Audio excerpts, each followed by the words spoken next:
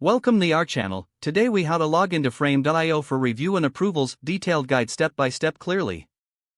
To begin the login process for Frame.io, open your preferred web browser. Type in the Frame.io website address in the search bar. Press the Enter key to navigate to the Frame.io homepage.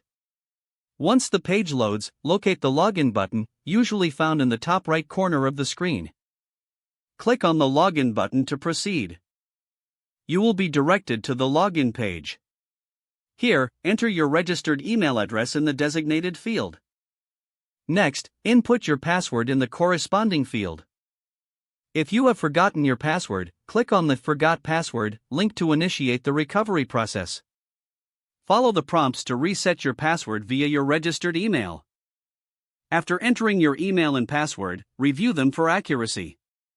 Once confirmed, click the Login button to access your account. If your credentials are correct, you will be redirected to your Frame.io dashboard. Here, you can view your projects and review materials for approval. In case of any login issues, ensure your internet connection is stable. Double-check that your email and password have been entered correctly. If you continue to experience problems, consider clearing your browser cache or trying a different browser.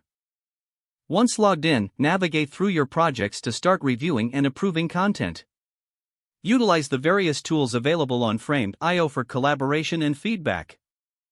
This completes your login process for Frame.io.